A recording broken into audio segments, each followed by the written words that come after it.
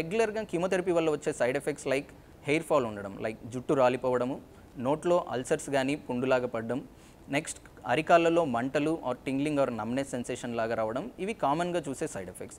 ఇవి కాకుండా nausea and vomiting, chemotherapy తీసుకున్న తర్వాత ఒక 3-4 రోజుల వరకు వామిటింగ్ అనేది సిగ్నిఫికెంట్గా ఉంటుంది.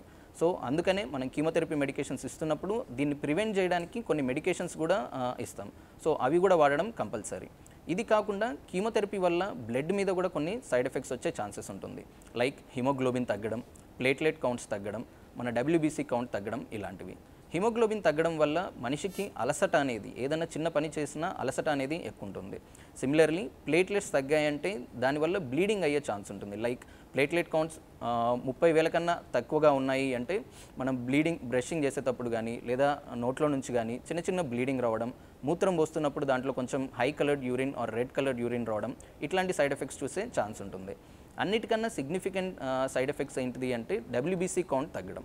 సో మనం కీమోథెరపీకి గ్యాప్ 3 వారాలు లేదా 2 వారాలు ఉంటుంది. సో ఈ గ్యాప్ ఇవ్వడానికి మెయిన్ రీజన్ ఏంటిది అంటే WBC కౌంట్ తగ్గిపోయి అదంతకదే పెరగడానికి మనం కొంచెం టైం ఇస్తాం. సో ఇలా WBC కౌంట్ తగ్గినప్పుడు, చాలా తక్కువగా ఉన్నప్పుడు మనిషికి ఇన్ఫెక్షన్ రావడానికి ఆస్కారం చాలా ఎక్కువగా ఉంటుంది. అండ్ ఇన్ఫెక్షన్ వచ్చింది అని చెప్పడానికి మొదటి సైన్ జ్వరం. జనరల్గా 100 ఆర్ అంతకన్నా ఎక్కువ థర్మామీటర్తో చెక్ చేసినప్పుడు 100 ఆర్ మోర్ దాన్ 100 ఉన్నప్పుడు మాత్రమే మనం ఫీవర్ లాగా కన్సిడర్ చేస్తాం.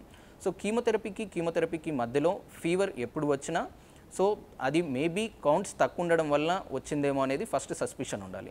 సో వెంటనే డాక్టర్ని సంప్రదించి దానికి యాంటీబయాటిక్స్ అవన్నీ తీసుకుంటే అది సెప్సిస్లోకి వెళ్లకుండా సివియర్ ఇన్ఫెక్షన్ కాకుండా ఉండడానికి తగిన జాగ్రత్తలు తీసుకోవచ్చు. సో ఫీవర్ అనేది చాలా important side effects in between the chemotherapy cycle.